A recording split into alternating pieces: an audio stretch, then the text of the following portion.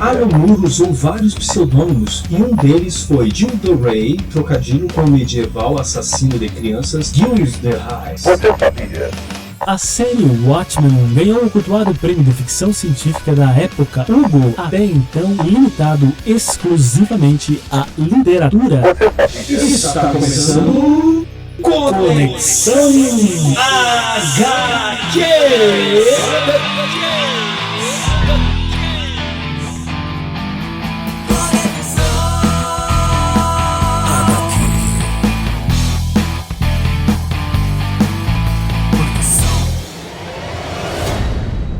Estamos começando mais um Conexão HQ com o pessoal da UCM Comics. Eu sou o Marcelo de Oliveira. Eu sou Marcelo Castilho. Estamos diretamente de Northampton, na Inglaterra. Hoje falamos de Alan Moore. Claro! Meu Deus! Meu Deus, como não falar de Alan Moore? Nosso Deus! Nosso Deus. Ou quase. E, claro, com os Minutemen, Marcelo Gilderoy E Marcelo Transância Babuino. Bom, quem é Alan Moore? Eu não precisar explicar. Não sei. Não, tem que explicar porque, por mais que seja um cara muito top, será que tem gente que não sabe quem é Alan Moore? Olha, talvez. Bom, é o seguinte, a gente falou no programa passado sobre o Sandman, né? Na verdade, o arco Estação das Brumas, não diretamente falando ao Neil Gaiman. Sim, Né? é verdade. Agora não, a gente vai falar do escritor. Do escritor. Diretamente dele. Então a gente tem que explicar. Pois é, o Alan Moore é o principal nome dentre os roteiristas de histórias em quadrinhos da atualidade, gente. Isso já vem de alguns anos e suas séries vêm ultrapassando as páginas das HQs e se transformando em aclamados sucessos cinematográficos. Olha o Watchmen, V de Vingança, o do Inferno. E frequentemente vem sendo descrito como o melhor escritor de graphic novel da história. Apesar dele preferir o termo histórias em quadrinhos ao invés de graphic novel. Desculpa, tá. Sim, então frequentemente, vou repetir então. Sim. Frequentemente vem sendo descrito como o melhor escritor de histórias em quadrinhos da história. Aê! Ele tem sido chamado de um dos escritores britânicos mais importantes dos últimos 50 anos. É por isso que merece essa conexão HQ. Com certeza! E ele usou vários pseudônimos durante sua carreira, aí, né? Principalmente no início de carreira, é claro, antes do seu nome Alan Moore virar sinônimo de grandes histórias. About 0.00001%. Tá, nós temos Kurtville, Kurtville, né, que é um trocadilho lá com o nome do compositor Kurt Weill.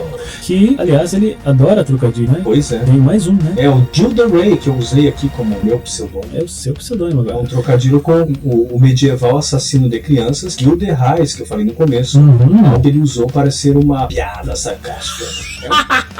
É o cara da piada sarcástica. Muito É engraçado ele, isso, né? Alan. Cara, você é uma pândega. Estou E rindo até tem agora. ainda o Translúcia Babuíno, que você também usou como meu pseudônimo. Exatamente, agora eu sou o translúcido. Bom, o Alan Moore, ele é um ocultista, mago cerimonial e anarquista, e já contou com tais temas em diversas das suas obras, né? Apesar ali de suas próprias objeções pessoais, seus livros têm fornecido ainda uma base para séries de filmes de Hollywood. Moore ainda é referenciado na cultura pop e tem sido reconhecido como uma influência sobre uma variedade de figuras literárias e da televisão, incluindo quem? Neil Gaiman. Neil Gaiman. Autor de romances e quadrinhos, a gente falou dele no programa passado. Quem mais? Joss Whedon também, que é um roteirista, diretor e produtor de cinema e de televisão, claro, e já foi indicado a um Oscar pelo roteiro de Toy Story. E temos ainda o Damon Lindelof, que é roteirista e produtor de cinema e televisão também, e foi criador e produtor da série Lost. Bom, ele nasceu em 18 de novembro de 1953, então o cara tem 60 anos. Ele nasceu em Northampton, que é em Northamptonshire, na Inglaterra. E Alan Moore, no final da década de 60, começou a publicar suas próprias poesias e ensaios e até envolveu-se num grupo conhecido como o Laboratório de Artes de Northampton. Onde tudo começou. Onde tudo começou. Em 1970, porém, ele foi expulso da escola. Essa história a gente já até sabe, mas vamos falar aqui. Por quê? Porque ele vendia LSD.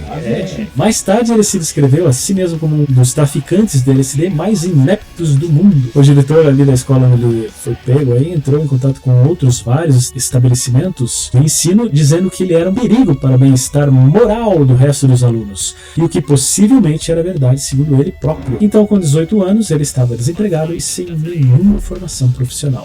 E daí um belo dia, né, o Sr. Alan Moore, cansado do seu trabalho em um escritório. Por quem que não tá cansado do seu trabalho em um escritório? Puta merda, quem não tá descansado da porra do escritório? Pois é, daí ele resolveu enveredar naquilo que ele realmente achava que era o seu caminho, mesmo passando por sérias dificuldades financeiras. Criou uma série em quadrinhos, onde escrevia e desenhava. Sabia que ele já desenhou? Ele já desenhou.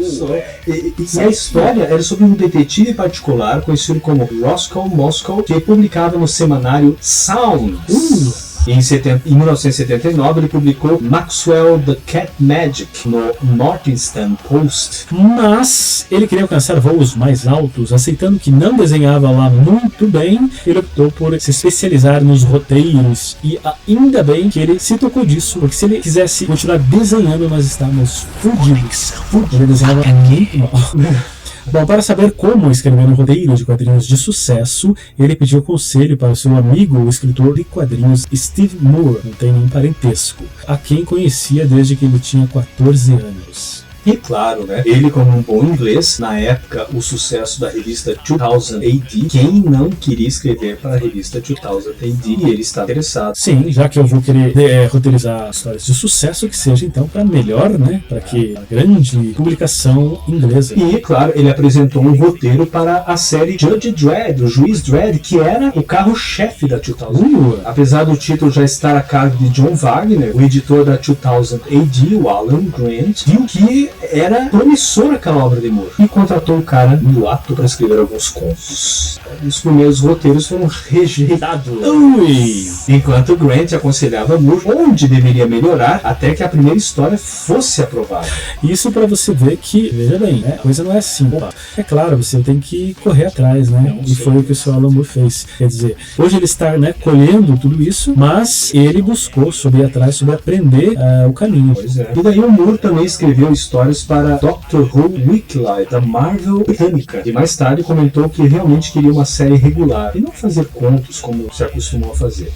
Assim, 4 ou 5 páginas de histórias, em que tudo tinha que ser feito de maneira bem limitada. E olha que os roteiros do Moore são muito complexos para um conto de 4 ou 5 páginas. É verdade. Mas, olhando para trás, o próprio Moore afirmou que foi a melhor educação possível que poderia ter tido em como construir uma história, que você acabou de falar agora, né, Castilho? Exatamente. Quer dizer, aprendendo sempre, cara. Aprendendo. E foi uma escola, um aprendizado para ele. Pois é. Muito legal. Bom, Alan Moore manteve seu status como escritor freelance e ele foi oferecido um vasto número de trabalho pelas empresas de quadrinhos da Grã-Bretanha, né? A Marvel Reino Unido mantinha Moore por perto, ela já tinha comprado algumas de suas histórias extraordinárias para o Doctor Who, para Star Wars, e Moore escreveu ainda para a linha normal do Capitão Britânico, desenhado por Alan Davis, artista que Moore sempre elogiou. Marvel Man, que é conhecido nos Estados Unidos por Miracle Man, por questões legais, meio óbvio, né? Foi uma série clássica originalmente publicada na Grã-Bretanha de 54 ao ano de 63, e com base em grande parte dos quadrinhos do Capitão Marvel da América, ou seja, inspirado ali no Marvel da América. Na 2000 AD, lidera a tão esperada série Skits, que foi ilustrada por Jim Bacon, e The Air and the Quinch, que foi ilustrada por Alan Davis, né, que eu, como o Cassidy falou, ele amava Alan Davis. Mas o trabalho amplamente considerado como ponto alto da sua carreira para 2000 AD foi a balada de Hello Jones, a primeira série na revista a ser baseada em torno de uma personagem feminina, que foi feita propositalmente por Moore, criado com o artista Ian Gibson, e a série se passa nos anos 50. E Moore trabalhou também nesse período para a revista Warrior, uma nova revista mensal que foi fundada por Dez Skin, ex-editor da 2000 AD e ex-editor da Marvel UK. Olha só. A revista que foi pensada para oferecer aos escritores um maior grau de liberdade, que era isso que precisava pro cara. Uma liberdade sobre suas criações artísticas que não era permitido lá pelas grandes editoras. Isso mesmo. E foi em Warrior que Moore iria começar um dos seus grandes sucessos, né? Potencial. Pois é, foi justamente na Warrior que veio a V de Vingança. Em 82 ele veio V de Vingança e depois veio a Marvel Man, como você falou lá, que foi conhecida como, nós conhecemos como Miracle Man. Ambas as séries conferiram a Moore o título de melhor escritor de quadrinhos em 82 e 83 pela British Eagles Award. Cara, veja que em 82 e 83 o cara já estava sendo premiado nos maiores prêmios do quadrinho inglês. Conexão HQ.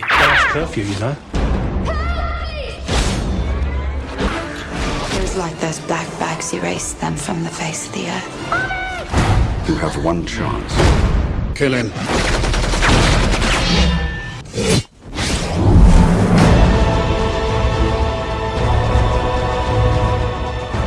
I suddenly had this feeling that everything was connected. We're all part of it. Are we ready for it? Enquanto isso, na Sala de Justiça. Mas só para lembrar que V de Vingança deixou de circular porque o Warrior não deu certo, muito não projeto. deu certo e ficou lá V de Vingança até o Miracle Man ficou ali navios. Inacabadas, Mas claro que se você leu V de Vingança, é claro, concluída, né? Isso, em 1989 ela foi concluída por outras editoras aí. Agora, aqui começa um ponto polêmico, uma coisa que a gente vai ver mais pra frente, que vai ser a primeira cacetada que o Moore vai levar, mas ele vai levar muitas outras ainda. Ele se tornou cada vez mais preocupado com a falta de direitos do criador nos quadrinhos britânicos, isso já naquela época lá. Em 1975, ele notou que o fanzine Arkenworld tinha parado de trabalhar com o IPC, que é um órgão lá dos direitos britânicos, e ele se juntou a outros criadores, em descrédito, e resolveu abrir mão de todos os direitos em 1986. Ou seja, ele parou de escrever para 2000 AD, deixando incerto o futuro da série Balada de Halo Jones, e as suas francas opiniões e princípios, em especial sobre o tema dos direitos do criador e da propriedade, fizeram ele se queimar perante uma série de outras editoras, destruindo pontos e contatos que construiu ao longo de sua carreira. Pois esse foi primeira rasteira que ele levou, mas estava ali, querendo manter ali os seus princípios, né? Não, e é algo que merece elogios, porque o que ele estava tentando fazer é o que o pessoal da Image Comics conseguiu nos anos 90. Bem isso. E ele, em 85, ele já estava preocupado com isso, quer dizer, ele estava se achando explorado pelo grande mainstream do mercado, né? Só que tudo bem, lá na Inglaterra ele se queimou o filme lá, mas descobriram ele, a DC Comics descobriu, então, com certeza, o cara. E todo mundo tem que pagar suas contas, né, Castilho? Opa, com certeza, né? E ele foi, então, contratado pela americana DC Comics. E é considerado o primeiro escritor inglês de quadrinhos a fazer um trabalho de destaque na América. Ele trabalhou nada mais nada menos que com os grandes personagens da DC. Com os grandes personagens da DC. Batman e Superman, por exemplo, né? Desenvolveu aquilo que nós hoje consideramos um dos melhores trabalhos dentro de títulos mensais, que é o Monstro. O Monstro do Pântano. Aliás, nossa, trabalho incrível, né? Eu conheci o Alan Moore com o Monstro do Pântano. Com o Monstro do Pântano, igualmente. E, é uma das melhores séries até hoje, a saga do Monstro do Pântano. E claro, ele se ofereceu para escrever a última história do Superman para o editor Julie Schwartz. Me explica isso, Castilho. Como assim a última história do Superman? Então, e olha só, ele se ofereceu depois que o Jerry Siegel, o criador do Superman, o autor das suas primeiras histórias como roteirista, não pôde aceitar. Era pro Jerry Siegel ter escrito essa história. Aí o Alan Moore falou, deixa que eu escrevo, e ele falou lá pro Todd Julius. Enfim, isso aí tá relacionado com Crise nas Infinitas Terras de novo. Ou seja, a DC, a partir da Crise, ela ia começar uma editora totalmente nova. Os personagens reescritos, novas definições, novas histórias, novas origens para cada personagem. E o Alan Moore, como um fã mesmo do Superman, aquele clássico Superman da Era de Prata, ele falou assim, cara, eu tenho que escrever essa história, né? Era uma última história assim, entre aspas. O Julius Schwartz, ele ia deixar de ser editor do Superman, e ele era editor desde os anos 50. Depois de Crise, ele não ia ser mais o editor do Superman. Então ele falou assim, cara, eu vou fazer uma história como se fosse realmente a última história do Superman. É como se estivesse acabando o Superman clássico, que não ia existir mais. E o Alan Moore decidiu fazer essa homenagem. Fazer essa homenagem. Ele queria essa honra porque ele, como eu falei, ele é fã do personagem do Superman. Aliás, ele é fã de quadrinhos desde essa época, né? Mas isso aí a gente vai falar melhor, explicar melhor isso no próximo oportunidade. Então, com certeza. Então vocês estão convidados para saber melhor dessa história e até onde ela já foi publicada, né? Não vamos falar agora. E claro, as pessoas que pouco pouco conhece Alan Moore, conhece pela série Watchmen. Série Watchmen. Que foi publicado em 86, consolidou a reputação de Moore tanto dele como do nosso amigo David Gibbons. Co-criador. E que ambos criaram um mistério em torno da Guerra Fria, em que a sombra de uma guerra nuclear ameaça o mundo. Os heróis que são apanhados nessa crise são heróis que vieram a completar o quadrinho de, vamos dizer assim, adulto da época. É uma nova forma de você ver super-heróis. Com certeza. Além da série ser premiada, é claro, isso não precisava nem falar, mas ela ganhou vários prêmios Eisner e o mais cultuado prêmio de ficção científica da época, o Hugo. O Alan Moore chamou o Hugo. Até então limitado exclusivamente à literatura. E, cara, pensa, um prêmio que nunca foi dado ao quadrinho, porque ele abordou temas absolutamente alheios ao terreno das HQs, como metalinguagem, a matemática fratal, teoria do caos, ultra-realismo, inúmeras referências literárias e musicais. Moore expandiu os limites da mídia com fins inimagináveis anteriormente, abrindo precedentes para os quadrinhos das décadas seguintes. Pois é, ele simplesmente criou ali uma ruptura do que era o quadrinho antes e o que era o quadrinho depois. E o Watchmen tornou-se um fenômeno da cultura pop, claro. Alan Moore foi arremessado a contragosto, é bom ressaltar aqui, a posição de celebridade instantânea. Passou a conceder entrevistas a programas televisivos, show de variedades e até para revistas pornográficas. É por causa de outros trabalhos desses. Pra ver o quanto que ele foi perseguido e, enfim, virou celebridade mesmo. E é engraçado que ele chegou a ser encurralado diversas vezes por multidões de jovens ávidos por sangue em convenções de quadrinhos, cara. Motivo pelo qual ele nunca mais voltou a frequentar. Ele parou de frequentar esses eventos, por causa desses fãs. Até tem uma curiosidade, não tem?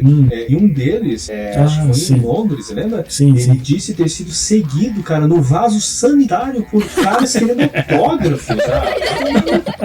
Porra, nem soltar um barro no que sabe que o Alan Moore não solta um barro, ele faz uma obra barroca.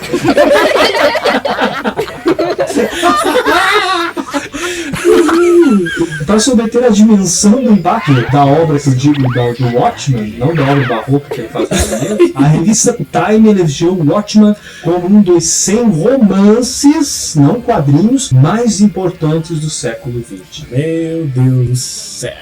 Aliás, também a gente vai falar sobre o Watchmen futuramente, assim, mais detalhado. Exatamente. Aqui a gente está falando do Alan Moore, então essas coisas precisam vir à tona. Precisam ser faladas. Conexão HQ.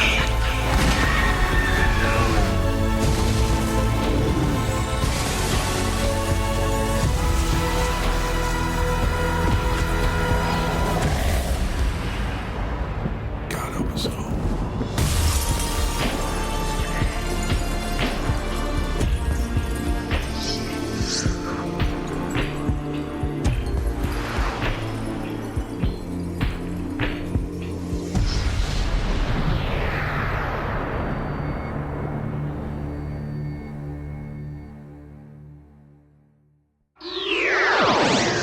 Enquanto isso, na Sala de Justiça. Mas, infelizmente, ainda continuando a falar de Watchmen, sua principal obra, né, foi também aquela que lhe deu maior indignação com o meio dos quadrinhos. Ele, sempre um ávido detentor dos direitos do criador e da propriedade, como a gente acabou de falar, né, a primeira queda lá que ele teve, a primeira rasteira, a relação do Moore com a DC Comics foi deteriorando gradualmente ao longo do tempo, influência das questões de direitos do criador e merchandising sobre a obra do Watchmen. O Moore e o Gibson não receberam os royalties prometidos. No contexto da época, ambos não tinham consciência do que a obra perduraria tanto tempo, né, pelas décadas seguintes, e assinaram um contrato em que os direitos da HQ seriam a eles revertidos quando a mesma estivesse esgotada. E a série foi editada anualmente nos últimos 20 anos, tornando-se um dos produtos mais rentáveis da história da DC Comics, e pertence ainda de forma integral à editora. Cara, mas filha da putice. Filha da putice mesmo. É a mesma coisa assim, ó, eu contrato você pra fazer uma obra, você faz uma obra monumental, e eu coloco em contrato que você você só receberá royalties quando a obra se esgotar. Mas a obra não se esgotou, cara. Ela estourou. Até hoje, a obra ainda está rolando o mundo dos quadrinhos e o Sr. Alan Moore e o Sr. Dave Gibbons não ganham nada por isso, porque tá em contrato que ela tem que se esgotar. E vendendo ainda, esse que é foda. Tá vendendo, É porra. foda isso. Um ganho aí foda, cara. É de ficar puto. Tem nem que falar. É. Tem nem que falar que essa bosta. É por isso que o Alan Moore resolveu simplesmente deixar essa obra sem os seus créditos em qualquer outra mídia que ela aparecesse. Sem falar na revolta dele quando o editor resolveu ainda lançar a série antes de Watchmen. Antes do Watchmen. Before Watchmen. Exatamente. Daí que ele ficou, porra, né? Fizeram essa filha da putice com ele e ainda... E são palavras dele, cara. Várias vezes o Alan Moore falou: cara, parem de me perseguir com o Watchmen. Será que ninguém consegue fazer outra obra monumental para que de repente a minha se torne obsoleta? Né? Com certeza. É isso. Atenção, senhores ouvintes. A Conexão HQ vai terminar em 5 minutos. Bom, teve um outro lance aí também, enquanto isso tudo acontecia. Um grupo de criadores, incluindo o próprio Alan Moore, aí mais o Frank Miller, Mary Hoffman e o Howard Chaykin, eles se desentenderam com a DC devido a uma implantação de um sistema de classificação etária proposta para as histórias, semelhante aos utilizados dos filmes, né? Eles não gostaram muito ali.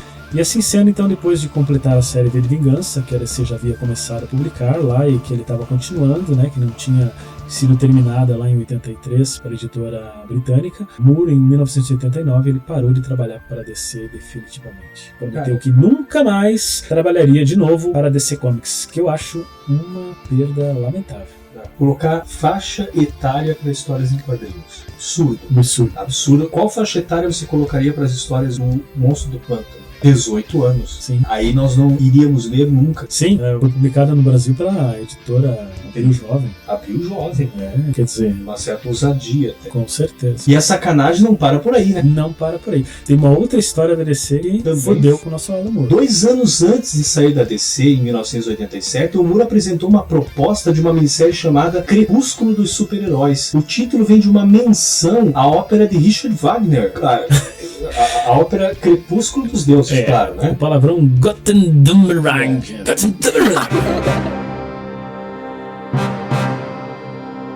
A série foi criada no futuro do universo DC, onde o mundo é governado por dinastias super-heróicas, incluindo a Casa de Aço, presidida pela Superman e Mulher Maravilha, e a Casa do Trovão, liderado pela família do Capitão Marvel. Essas duas casas estão prestes a se unir através de um casamento dinástico. O poder combinado dessa união potencialmente irá ameaçar a liberdade. E vários personagens, incluindo John Constantine, criação dele, né, irão lutar na tentativa de impedir essa aliança e libertar a humanidade do poder dos super-heróis. A série também teria feito uma revisão nas terras do universo DC, que haviam sido eliminadas em 85 de novo, a gente falando da crise nas infinitas terras, que ia restaurar vários delas, né? Sim, e isso já em seguida, né, porque a série foi em 85 e essa saga dele aí de 87, quer dizer, ele já queria voltar com as terras já em seguida. O cara já tava pensando, não, vamos ter que voltar. Eu falei, o Alan Moore, ele era muito fã da DC da Era de Prata. Então ele acho que se incomodou um pouco com esse negócio de ter acabado com o multiverso. E a série nunca foi encomendada, cara. Mas as cópias e notas detalhadas de Moore têm aparecido na internet e na imprensa, apesar dos esforços da DC, que considera a proposta de sua propriedade. Mais uma filha da putice. Pior vem agora, né? Os elementos semelhantes com o conceito de hipertempo desde então têm aparecido na DC. Depois que ele escreveu essa série, a DC não quis comprar. E em 1996, foi na minissérie Kingdom Come, No Fim do Mundo, de Mark Waid e do Alex Ross, se passa em meio a um conflito super-heróico inventado no futuro do universo DC. Parecido, né? O Wade e o Ross declararam que tinham lido a proposta do Crepúsculo antes de começar a trabalhar em sua série. Que dúvida, né? Mas que quaisquer semelhanças são tanto menor e não intencional. Acredite se quiser. É mole. Bom, mais uma filha da putice, mais uma rasteira do pobre Alan Moore. E em 1989 ele deixou a indústria tradicional de quadrinhos, até eu deixava, né? E foi partir pro independente Image por um tempo, fazendo trabalhos experimentais, como o épico do Inferno, Do Inferno, grande fantástico, que trabalho. virou filme, o pornográfico Lost Girls, que ele fez com os desenhos da esposa, e o seu primeiro romance em prosa, como escritor mesmo de literatura, Voz do Fogo. Primeiro livro do Alan Moore. E depois, em seguida, ele voltou para o mainstream, na década de 90, trabalhando para a Image Comics, como nós falamos, que a Image Comics lutou pelo quadrinho autoral, e ele entrou nessa luta também. Entrou nessa luta, só que ele se fudeu com a Image também. Mais uma filha da putice, agora tá a Image? Tudo bem, já está na hora de irmos embora. Bem, por hoje é só, né? Por hoje é só, mas... Ei, que é? Você... Acho que já acabou mesmo, será? Será? Será que tá faltando alguma coisa? Se tá faltando muita coisa. Puta merda. E o que a gente faz, então? Vamos deixar pro próximo programa, né? No próximo programa a gente continua falando do Alan Moore. É, o Conexão HQ Alan Moore 2. Uhul! Eu sou Marcelo de Oliveira. Eu, Marcelo Castilho. Até a próxima. Até!